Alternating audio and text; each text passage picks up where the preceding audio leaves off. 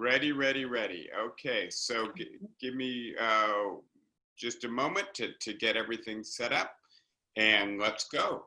It's good to be back with you all, and I'm going to jump right in. We took a detour the last week from the planned outline of the lecture, and I think for a very good reason, right? The issues that are occurring in the country, protests coast to coast and really globally about the killing of George Floyd, and more generally about racial asymmetries and injustice in the American criminal justice system and in our society as a whole, required our attention. And so we spent some time discussing that at length last week. But I do want to now return us to the original trajectory of these lectures. And these lectures are on rising inequality. And of course, racial inequality is one of the most important, if not the most important dimension of inequality in America. But it's not the only dimension. And so today I'm going to continue discussing inequality in more general terms, in more economic than racial terms, although those two necessarily overlap in the United States. And whenever you want to, we can return to the theme of racial inequality as well. I'll just remind you, as you're aware, everybody is muted right now. Whenever you do want to speak, feel free to just hold your space bar down, and that allows you to unmute yourself. When we get to the points in the class where it makes sense to have a conversation, I will unmute everyone. So as I've said, right, we were in the middle of a discussion of rising inequality, taking into account both its economic and its sociological and psychological dimensions.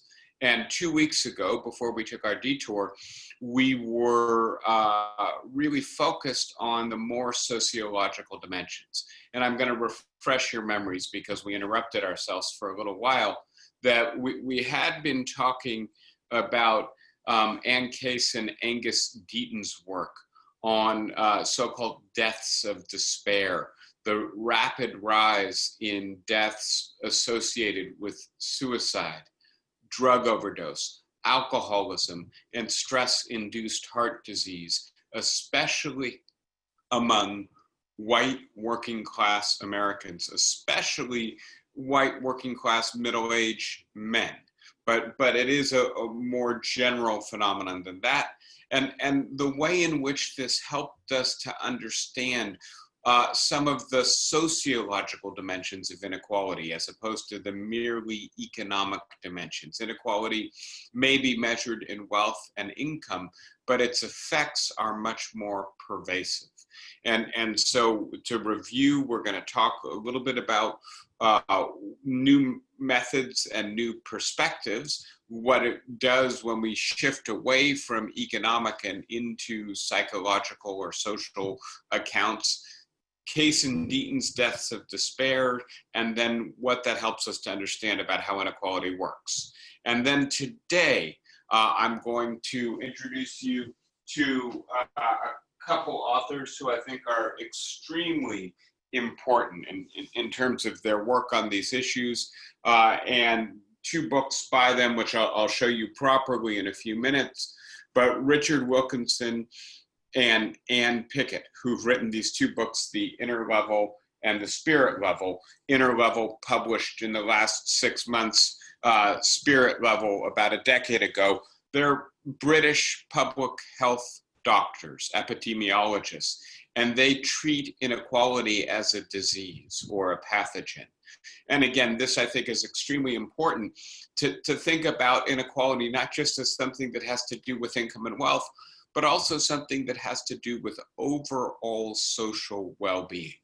And so that is where we're going to go later in the lecture today. But before we start, I want to remind you that 2 weeks ago, we were looking together at a variety of works: Deaths of Despair by Ann Case and Angus Deaton, Charles Tilley's Durable Inequalities, which gives us a more sociological account of how inequality is sustained, and Claude Steele's Whistling Vivaldi, which indicates how stereotypes get inside our heads to such a degree that they affect our performance in many high-demand tasks.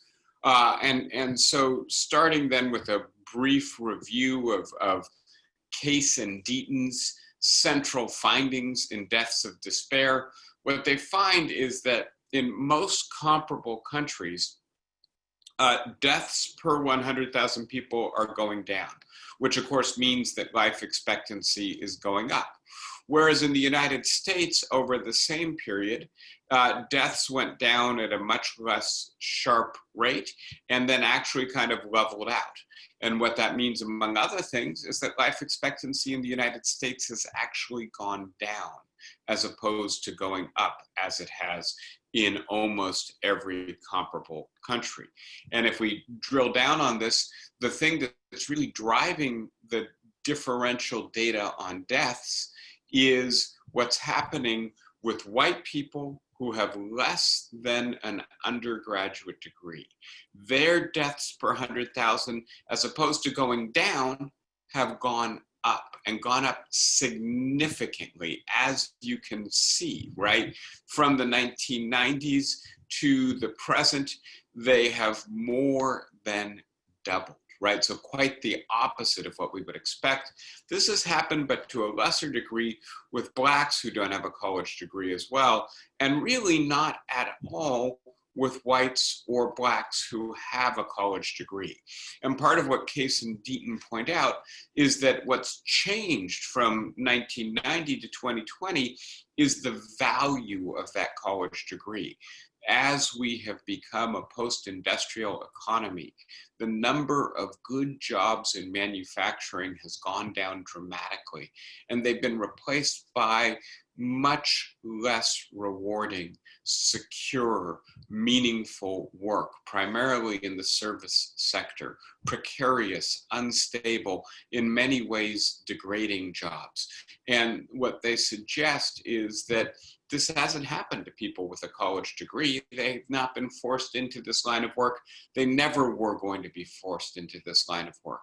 But for people who don't have that college degree, they are forced into increasingly precarious, degrading, unequal kinds of work, and they are dying from the stress, from the violation of their expectations. And so what we see, in addition to the very strong correlation with education level, is also a very strong correlation with race, which is to say, right now, if we look at this just in terms of race, African Americans have continued to see a decline in their death rate from 1990 to almost 2020, whereas whites have seen, in fact, no decline and a slight increase in their death rate. And to understand that, you've got to understand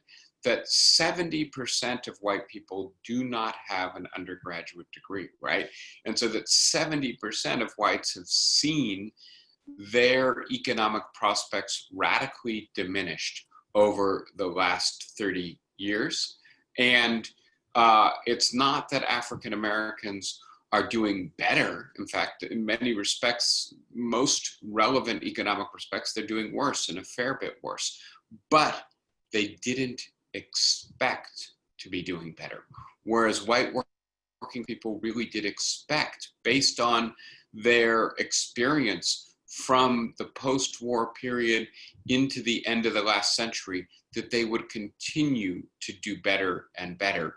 And those expectations have been dashed, and the increase in deaths of despair is a consequence of that, right? So that's what we covered together 2 weeks ago.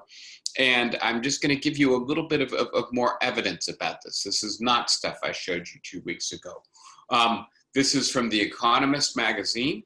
And what they point out, it's quite interesting, which is if you look at the voters who swung to Trump in 2016, people who voted for Obama in 2012 but voted for Trump in 2016, the number one predictor of a person's likelihood of shifting from Obama to Trump is their score on an index of health problems.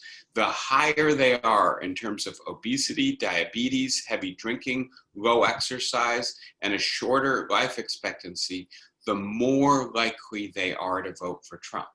And if we bring these data together, right, these are the same people who don't have a college degree, who've seen their economic expectations decline dramatically. Among other things, they're venting their frustration at the way in which the American economy has left them behind by voting for Trump. What we also see, and I think this is very important, because if you remember the conclusion of my lecture from 2 weeks ago, I essentially blamed white working class people for blaming themselves. They seem to think that their downward economic mobility is their fault. At least they're internalizing the stress and anxiety it generates. And so drinking more, doing more drugs, feeling more stress. And I think this is generally what I'm showing you now, a sign of progress, which is to say that fewer and fewer Americans actually think that it's the person who is rich or the person who is poor, their fault that they are rich or poor, that it's their merit, their deservingness, their responsibility that generates their economic situation. And this is an important change in American public opinion, that 65% of people in America today think that the rich person is rich because they had more advantages in life, not because they worked harder. And more than 2/3 of people think that if a person is poor, it's because they faced more obstacles, not because they're lazy. But when we look to Republicans, the numbers flip, right? Where more than 50% of Republicans think that the people who are wealthy earn their wealth, and it's more evenly split. Actually, slightly more people think that the person is poor because they faced more obstacles, not because they're lazy. But still, for Republicans, that number is much less than it is for Americans overall, or especially Democrats. And so this idea of blaming the self, of internalizing responsibility, as opposed to recognizing that what's really changed is the economy and the failure of state policies to keep up with what's happening in the economy, has resulted in both the increase in deaths of despair among white working class Americans, and also their increasing anger or rage, which is being expressed among other ways in support for Donald Trump. All right, so I want to conclude this review, and I know it's long, but we had this interruption, so I want to just make sure we're all on the same page by reminding you about these diagrams I generated for you a couple of weeks ago, and two different kinds of cycles. One of them is what I'm calling a Rousseauian cycle of reinforcing inequality, right? And Rousseau, in his discourse on the origins of inequality, wrote about the idea that there would be some initial situation that would generate an inequality. In our case, this is the transition from a manufacturing or industrial economy to a post-industrial information economy, and the much higher premium that our new economy puts on education than our old economy did. And once that inequality opens, that some people will try to make sure that they're able to keep whatever they got, right? Not only keep it for themselves, but keep it for their kids. That's called opportunity hoarding, or closing the opportunity so only my group gets it. You know, the only people who get into the Ivy Leagues are the people whose parents went to the Ivy Leagues. By the way, I'll just share this with you. I find this stunning. 60% of the students who attend America's 38 most selective colleges, 60% are from the top 1% of American income and wealth, right?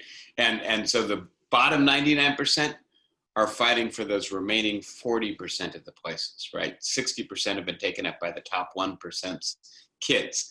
And if getting into one of those colleges means that life's going to go a lot better for you, you're going to get into the right graduate school or law school or medical school, get the plum job, then you see the way, in a sense, the closure works. We'll talk more about this in coming lectures, but if it's only the children of the privileged who have access to privilege, then you've succeeded in closing. Then we tend to internalize certain ideas, stereotypes, categories, identities that help us to rationalize the inequality. You're the kind of person who deserves it. You're not the kind of person who deserves it. That's the way racism operates. That's the way sexism operates. We could also talk about classism, right? If you come from the wrong side of the tracks, you don't deserve those opportunities. And then we get a consolidation of an unequal distribution of advantages and disadvantages, privileges, and then we have what Tilly calls durable inequalities, reinforced inequalities, and then the cycle continues.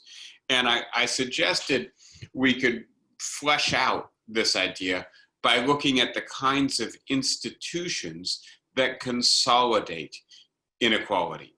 And that could be the family and the way in which it socializes boys and girls differently, or schools and the way in which teachers treat kids of different races or different class backgrounds differently, or the workplace, which might also show racial or class-based discrimination, or simply not offer decent jobs to people with a certain educational background.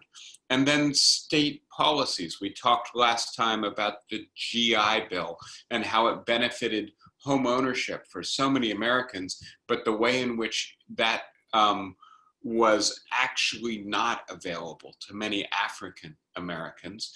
And then the real estate market might also perpetuate segregation and disparities in home ownership, right? And those are just examples of institutions that consolidate unequal advantages and give rise to or reinforce these cycles of inequality.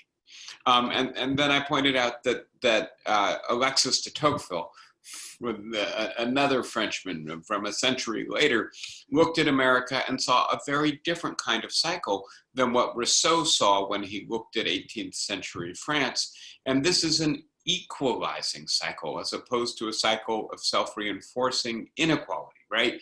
And so Tocqueville looked at America and he saw a lot of social equality here, right? And he said they don't have an aristocracy. They've got so much land. Anybody who wants to can acquire a decent level of wealth. And then that gave rise to a certain normative expectation. Everybody expects to be treated equally, right? And then that gives rise to policies or reforms. Everybody gets the right to vote. It's not an aristocratic privilege. Or instead of giving all the property to the firstborn son, in America, we give it equally to all of our children, right? And that reinforces the initial inequality. And so you get a virtuous cycle of self-reinforcing equality. And then just to finally give you all the sociological detail here. And again, this is review, and please stop me if I'm going too fast. I just want to make sure we've got these building blocks in place as we now push on. If we were to flesh out Tocqueville's image a little bit, we would have an initial movement towards equality, a normative expectation of equality, and then dynamics that threaten inequality. And please note that that's, in a sense, the story of America over the last 30 years, that we've had a change in our economy that has generated new kinds of inequality. Some of this has to do with unequal returns on capital and wages, right? And so people who are investing are making a lot more now than people who are just working. Some of it has to do with unequal educational access, right? You heard my statistic about the 38 most selected colleges in the United States admitting most of their students from the top 1% of society, right? The majority, the super majority come from the top 1%. How can you claim, right, that we're a meritocratic society in those conditions? So that's a dynamic that threatens inequality, especially as education has become more valuable, sexism and racism. So all that to say, it's not as if when you're in a society that's a relatively equal society, there are no headwinds.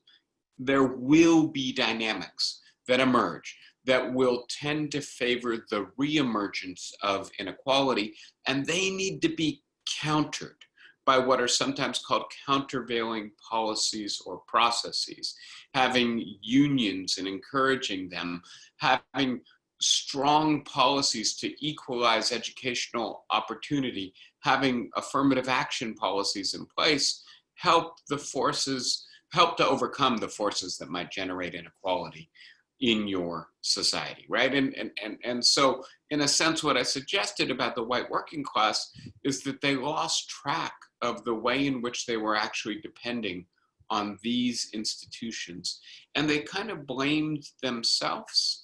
And unfortunately, that is rooted in part in some members of the white working class's attitudes about desert or deservingness, and the idea that they deserved their mobility, their security, their middle-class homes and lifestyles.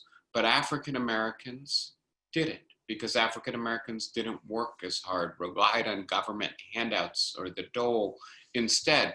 And that led white working class Americans to neglect the way in which their mobility, their security depended upon the New Deal, the GI Bill, the public education system, anti-monopoly practices in the federal government, pro-union legislation. All of that, right, was in the background. And I think in a sense, the white working class lost track of it. And to give credit where credit is due or blame where blame is due, it's also the case that they were assisted politically in not seeing that. And by people whose interest it was in disassembling the policies that promoted equality, often tried to confuse the white working class about where their support came from or what their interests were. And so that's then to put all those pieces in place. I now, as I say, want to push into today's material, and I'm going to be talking with you about two authors. As I've said, they are British. They are epidemiologists and public health researchers. They're highly esteemed and influential.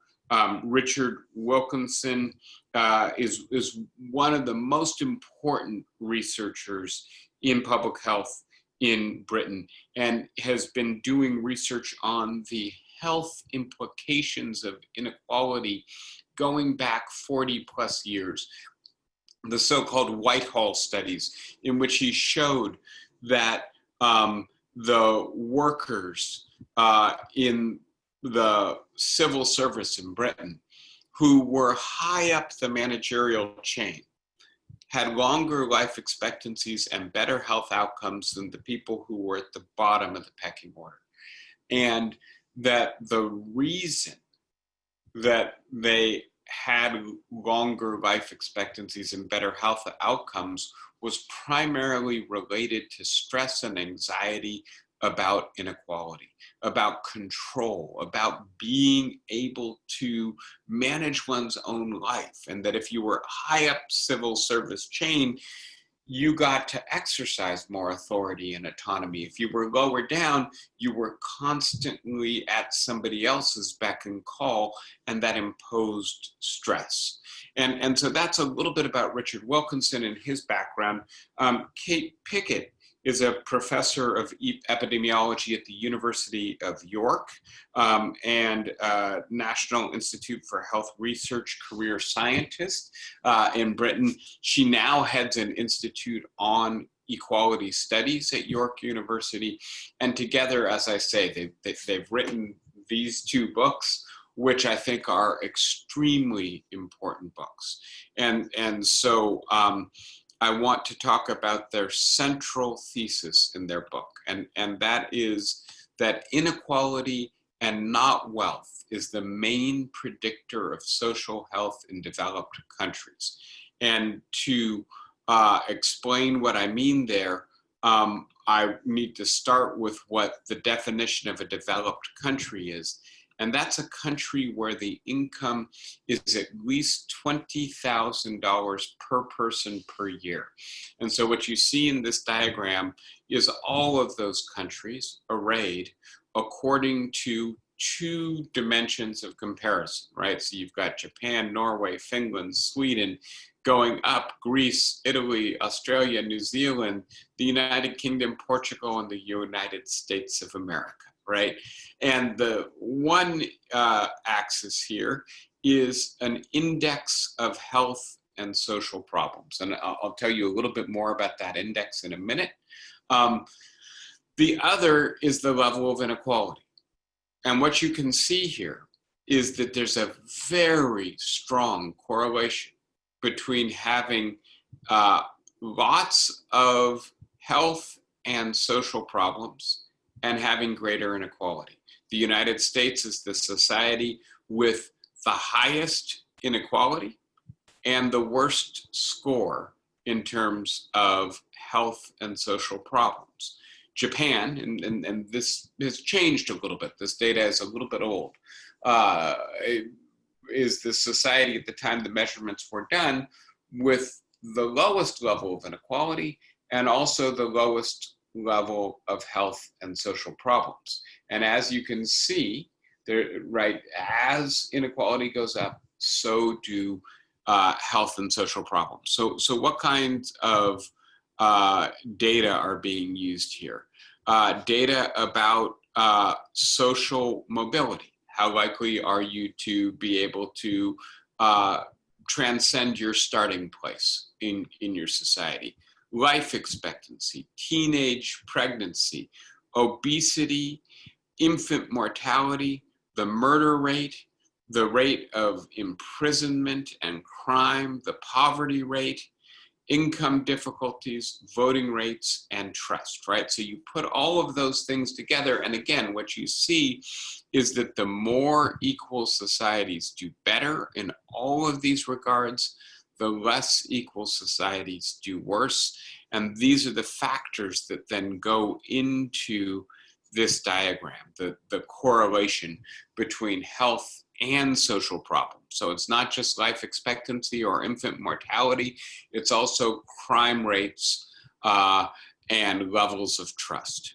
So here's the other thing that I think is really important about their research, is that as income goes up, once you've reached the $20,000 per person per year, there's no correlation with social health. This diagram shows life expectancy, right? And life expectancy in the poorest country and the richest country are almost identical, right? And then there's some societies that have wealth in between in the same life expectancy, some societies that have much higher life expectancies, but the wealth is not that great. This data shows no correlation whatsoever. It's not getting richer that makes us better once we reach $20,000 per person per year. It's getting more equal, right? And so that's the central jumping off point. And then you can see the level of differences that we're talking about. So one way to measure this is how much richer are the richest 20% than the poorest 20%, right? In Japan, at the time this data was collected, which is about a decade ago, the richest 20% were about 4 times as wealthy than the bottom 20%.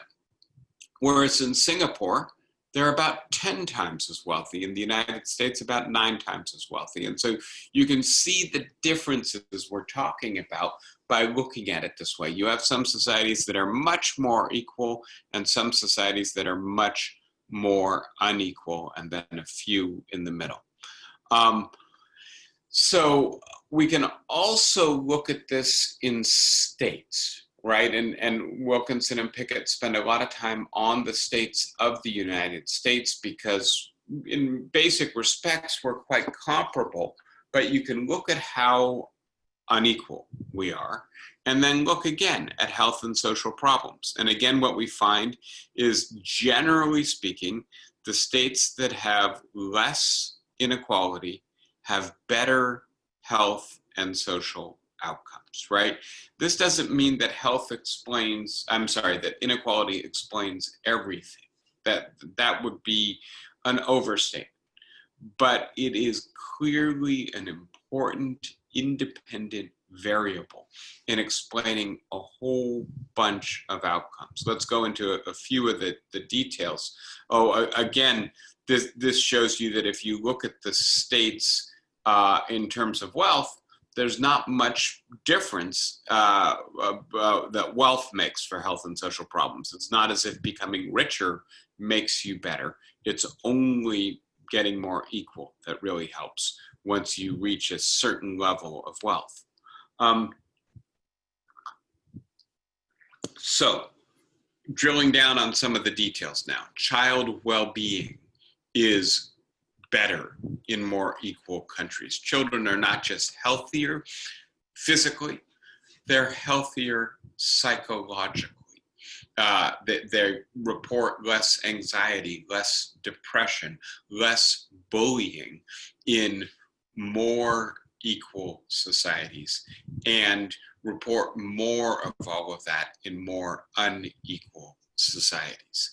And I'll just note for a moment, right, child well-being is unrelated to wealth per se, that this is true not only for the children of the poor, this is also true for the children of the rich. It's worse for the children of the poor, especially in terms of health problems and anxiety and depression, but it's also the case for the children of the rich.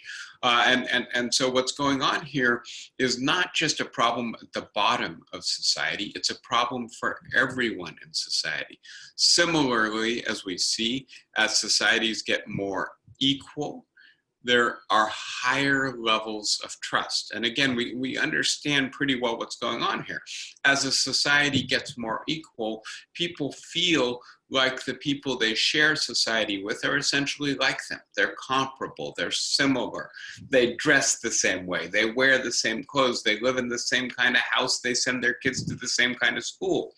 Whereas when a society gets more unequal, people become more different. The term that's used here is that the social space between them grows wider.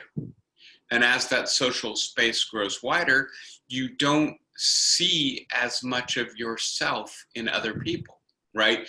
We have an awful problem with homelessness in the United States.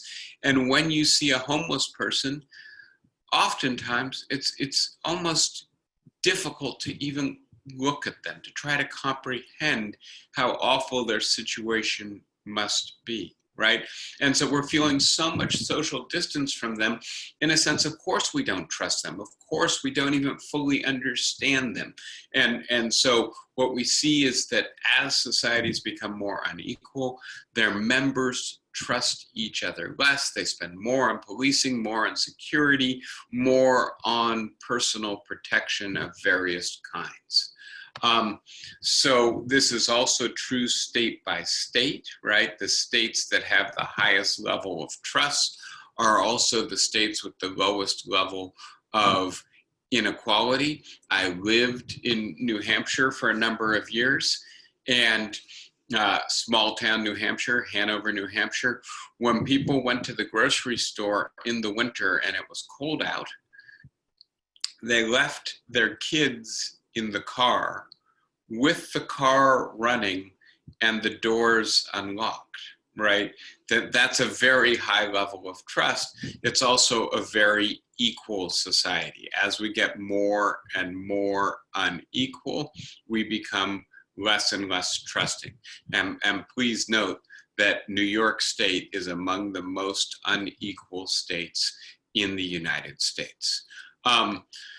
So social mobility is lower in more unequal countries. And again, you know, this is a kind of stunning finding that the United States has the lowest level of mobility of any society in the developed world and the highest level of inequality.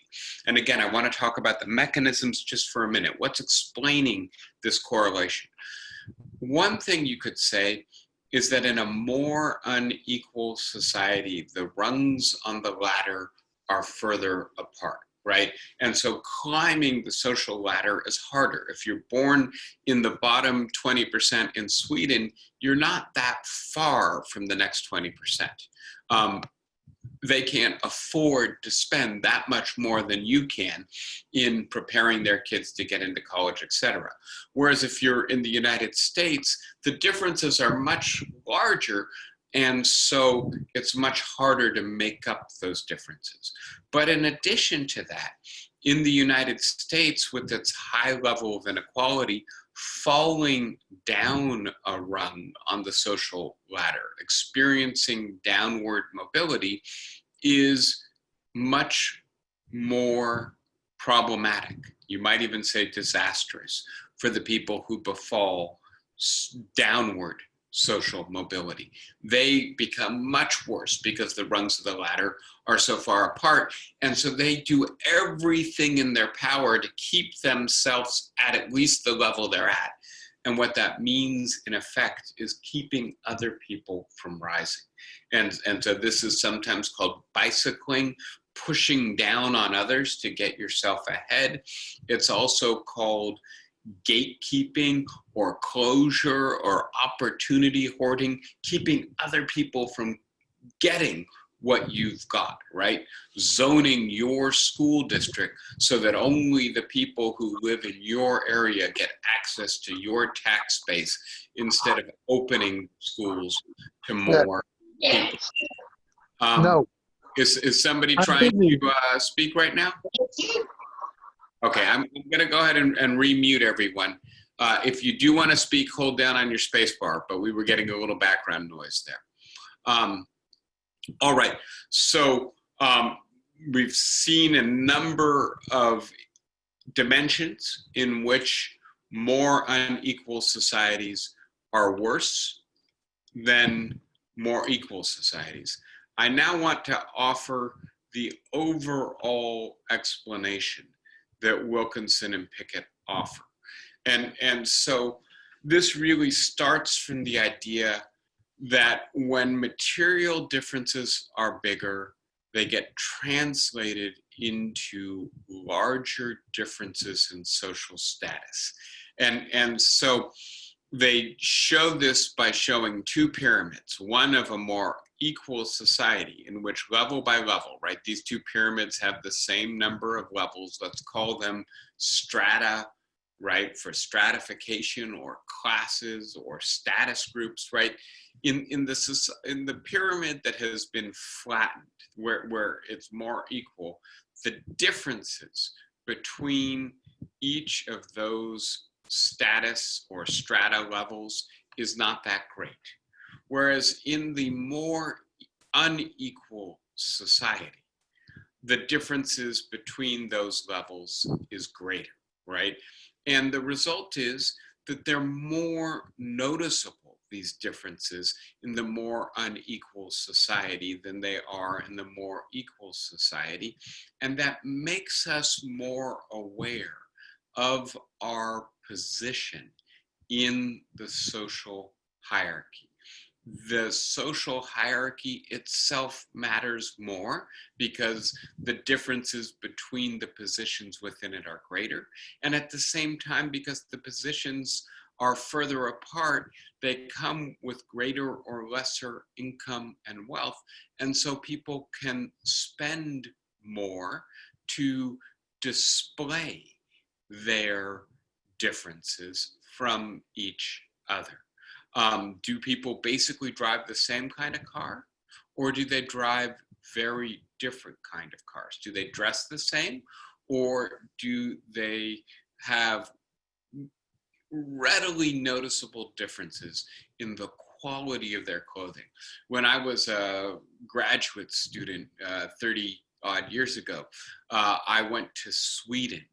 And I was walking around Stockholm with a Swedish friend, and I noticed that all of the kids on the playground, this was in March, it was still pretty cold, were wearing one of three kinds of coats. That was it. And I asked my friend, what's going on? Why is everybody wearing essentially the same thing? And they said, oh, well, that's all that's available in the store right now. Three kinds of coat. And they were all basically similar in build and quality, just a little difference in color, right? That's a more equal society. It's harder to mark your status difference in a more equal society. In a more unequal society, it's much easier to display that you're from a lower or higher status position, and people are much more attuned, much more sensitive to those differences in status. And so the view here, then I'm going to summarize Wilkinson and Pickett's view of income inequality. That they suggest a naive view of income inequality would say that it matters only if it creates poverty or if income differences seem unfair. You might also call it the narrowly economic view. And they argue for a more sophisticated sociological and psychological view in which inequality brings out features of, as they put it, our evolved psychology to do with dominance and subordination, superiority and inferiority. That affects how we treat each other and feel about ourselves. Inequality increases status competition and status insecurity. It increases anxieties about self-worth and intensifies worries about how we are seen and judged, whether as attractive, unattractive, interesting, or boring, etc. And so the idea here that we are social creatures, and there's just a huge and emerging body of evidence on the way in which social cognition operates, and the idea that we are equipped, we have social brains, and our social brains allow us to see the relative signs of dominance and subordination between people. In more equal societies, those signs are less pronounced, less obvious, and most importantly, less significant. There's less dominance and subordination, and so it matters less whether one shows signs that one is in a dominant position or doesn't. In a more unequal society, there are more signs and it matters more. And so we spend more of our time and energy acquiring status markers, markers of dominance if we're lucky enough to get them. And we spend more of our mental energy surveying those around us to determine, am I inferior or superior to them? Am I in the dominant position or the subordinate position? Do I owe them deference or can I treat them with indifference, right? And we may not be conscious of this, but we're doing it. And it creates a kind of generalized status anxiety for almost everyone in the society. Of course, it's much worse if you're at the bottom of the society than if you're at the top of the society.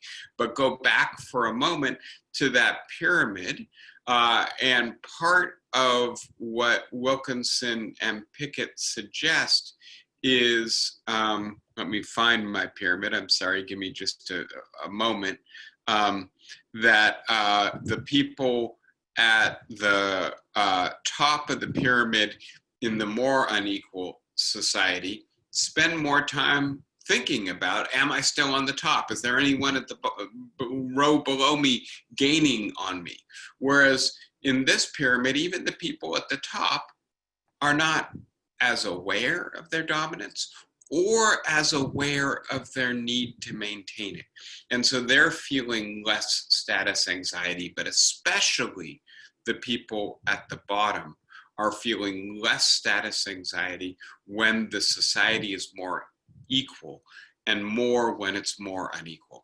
And Wilkinson and Pickett say that's the fundamental explanation for why it is that more unequal societies are also less healthy societies, whether that's in terms of physical health or psychological health or social health. And all of those dimensions, the more unequal society is the less healthy society. So now let's look at some of the ways this works, right? And some of the evidence for this. And this is, I think, quite important and in a sense stunning findings. This looks at enrichment expenditures on children and what the top 20% spend and what the bottom 20% spend. And what we see is that in the early 1970s, there was an important discrepancy, right? With the top 20% spending about 4 times as much as the bottom 20% were spending, but that it has grown and grown over time.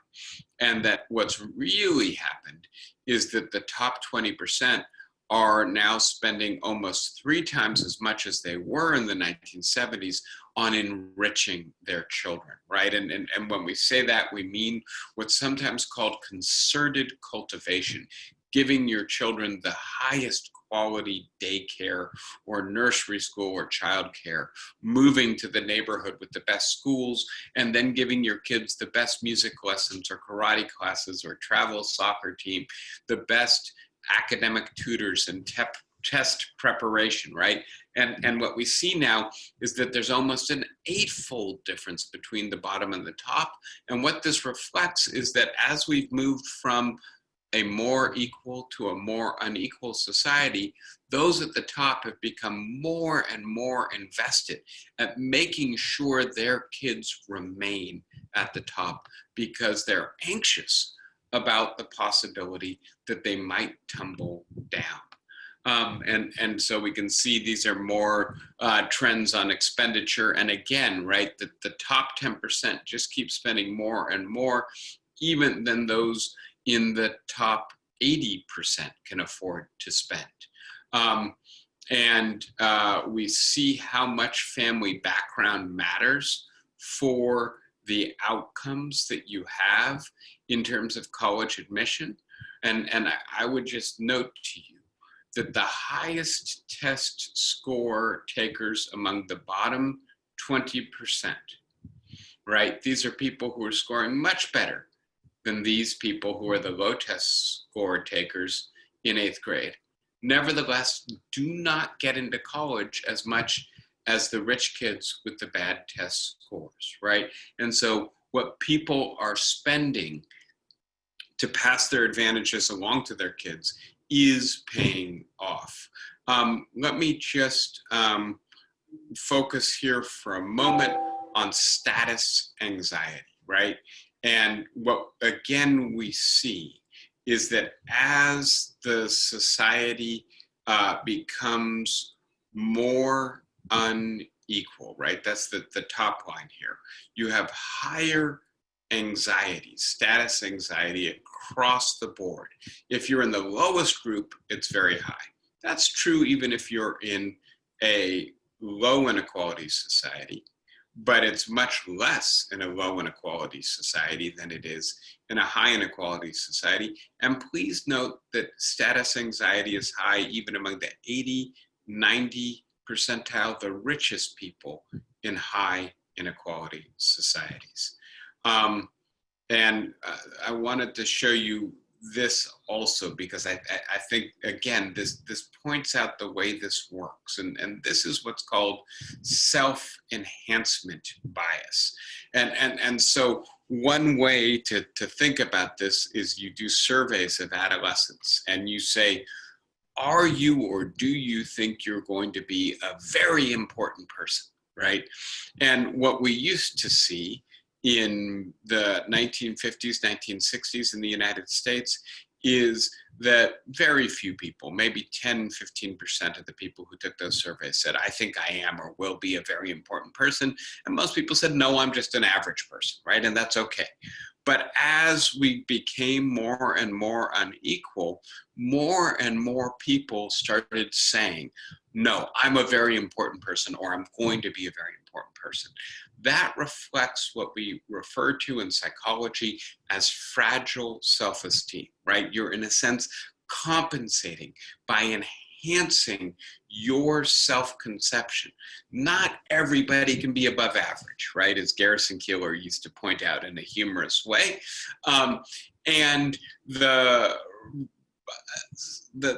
tendency to think of yourself as special, as important, as particularly accomplished goes up precisely when the pressure to do well in status comparisons goes up. And that's in more unequal societies. So as societies get more equal, we get more of this self-enhancement bias.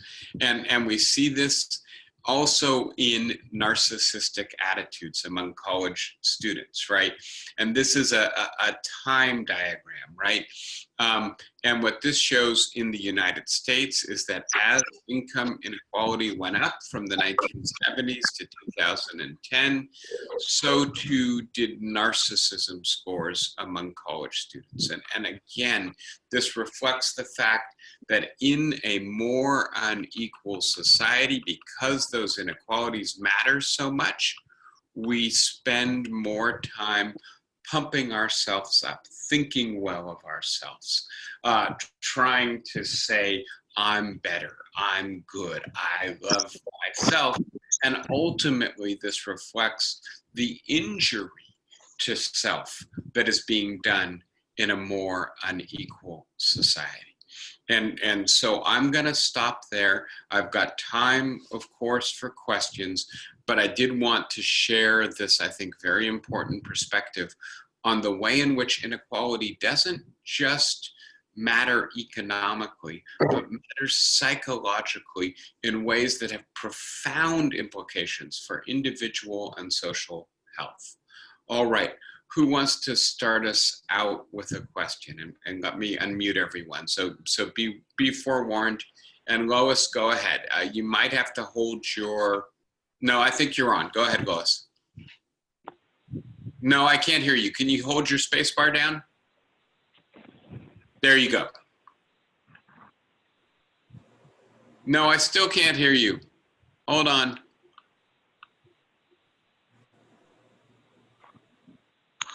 Okay, Lois, try one more time.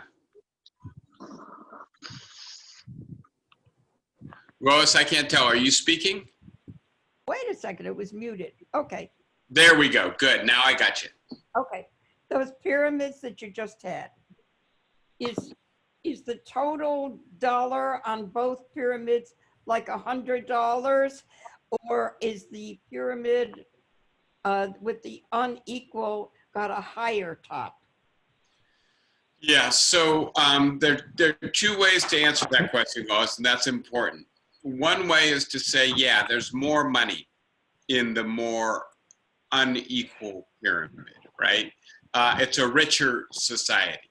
And that could very well be this case. The United States is the richest and the most unequal society in the world today, right? And so sometimes that coincides. but sometimes it doesn't. Portugal is not a very rich society, but it's still a very unequal society, right? And so what the pyramid really shows is not the overall level of wealth, but the distribution of wealth, right?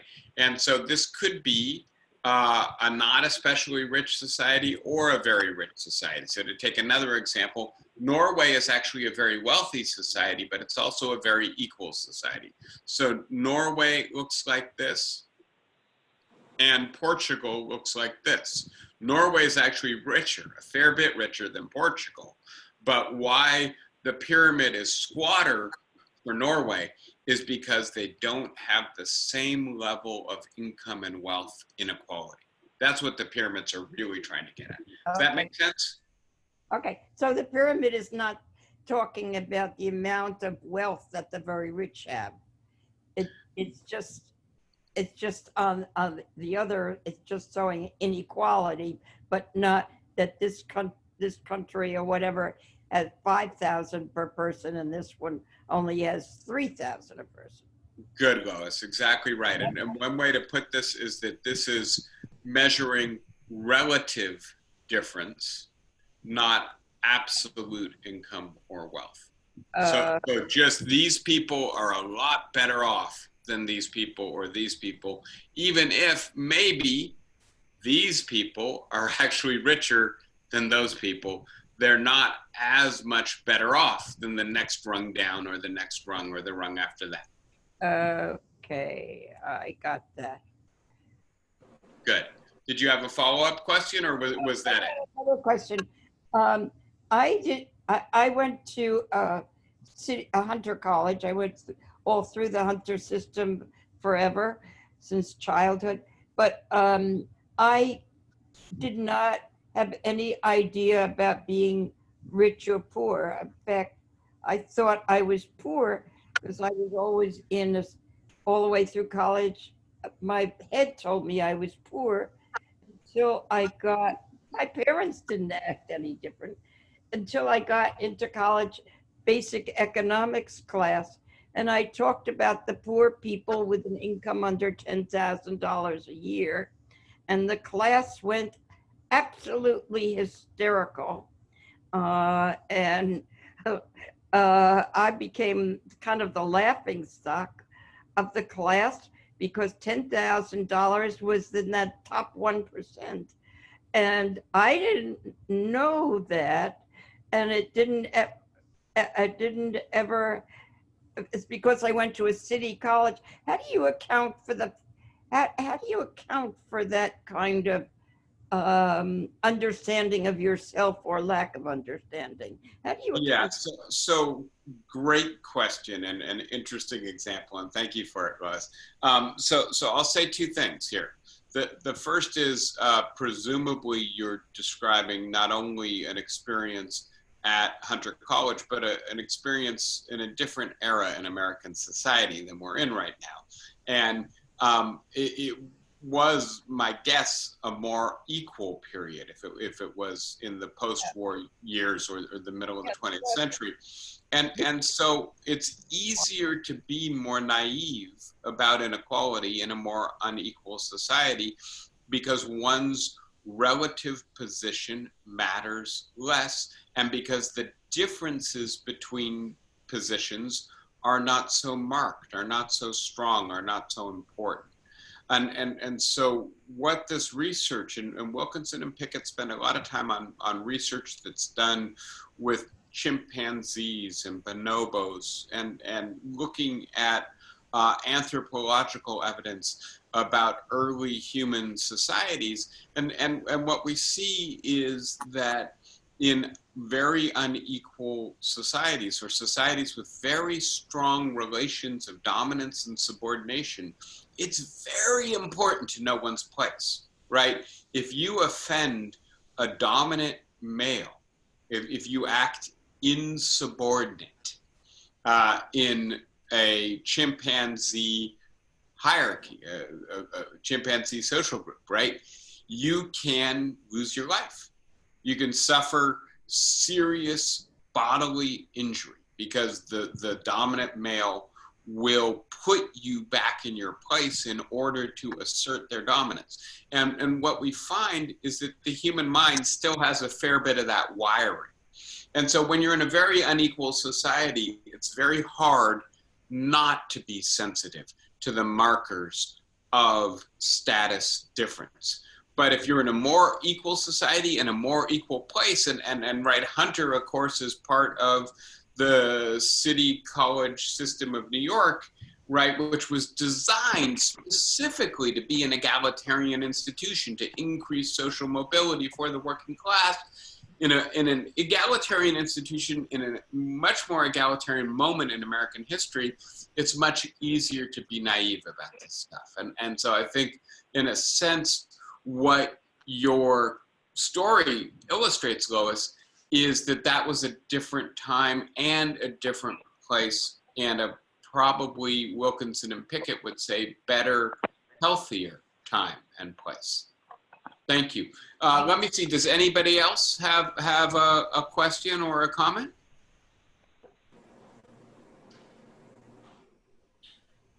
I don't want to put anyone on the spot. Stanley, I haven't heard from you for a while. Do you have anything you wanted to share?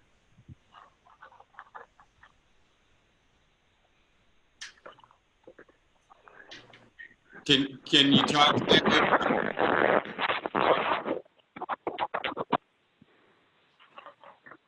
I can't. Oh, Stanley, you're still mute. Let me unmute you.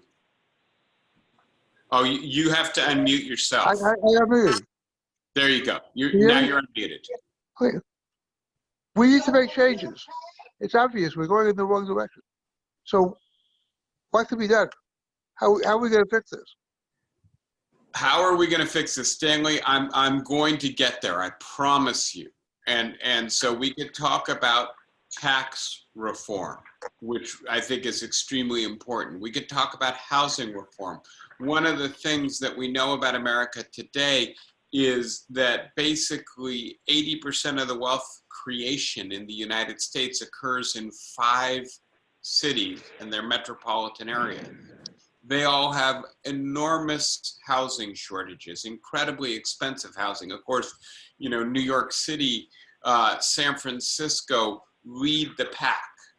And who knows if the coronavirus pandemic will change this permanently. I doubt that it will. I think it's driven by underlying economic factors. If you can afford to live in or close to New York or San Francisco, not only are your earning potentials much higher, but so are those of your children. Economic mobility is still real and alive in those cities. Those cities are also among the most liberal in America, and yet they have the highest levels of inequality, the lowest supplies of affordable housing. So yeah, there are very important things we could be doing to fix education, and in particular to equalize access to high prestige public and private college education, right? Which Case and Deaton focus on as being so important to economic mobility. There's just an awful lot that we can be doing. And what I'll do when we get there, which will be a couple weeks from now, is talk about the low hanging fruit, the stuff we could do right now easily, right? We don't have to wait for a new president. We don't have to wait for a new Congress. This is stuff we can change where we live easily. And then the stuff that is more long-term, more difficult, may require not only national, but even international policy. So there's both some heavy lifts and some easier stuff to get done. But thank you for pushing. I promise I will get there, and there'll be a whole lecture on this topic. I guess you don't hear me. No, go ahead, Harriet. Oh, now I don't hear you.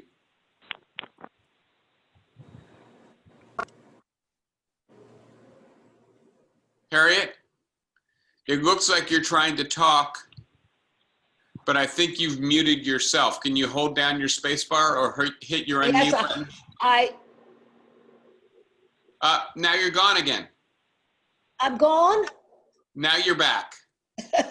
Well, I just wanted to say that a lot of this inequality is really racial. Yeah. Okay. So I heard that. I don't know if you had more to say, but that the inequality is racial, and we Right. spoke about. A lot of it is racial, and unless you fix the racial problem, that is a big part of fixing the inequality. Yes, and that is exactly right. And you may remember that I shared some diagrams with you last week on the level of racial inequality. I'm looking to see if I can get them for you again. This would just be reviewing what we've talked about before. But I believe I should be able to get those diagrams for you if you give me just a moment. Let me see if my computer is cooperating with me. I think it's like a double-edged sword. In what respect? In what respect about the economics and race? Yes, or another way to put this, some people say that they are overlapping and intersecting factors. So now I'm able to get that data for you. Give me one moment. I'll just show you, first of all, what we're talking about. This is the stuff from last week, which I showed you in the context of lecturing to you about what was happening in George Floyd. This is wealth inequality, right? Where white Americans have roughly 10 times the wealth of Black Americans. This is income inequality, right? Where Black households earn only about 60% of what white households earn. This is the portion that lives in poverty, over double the number of African Americans living in poverty than white Americans. But let's remember that African Americans constitute about 13% of the US population. So when we're looking at inequality data, we're not looking exclusively at race data. The inequality is more pronounced, and frankly, the inequality is more stubborn. It's almost like a caste system, the way in which we maintain racial inequality in the United States, but it's not all about racial inequality. And so the fact that we've become a much more unequal society in the last 30 or 40 years actually doesn't refer to race primarily. That actually primarily refers to differences within the white population, that being white working class has become much more disadvantageous and precarious than it was in the post-war years.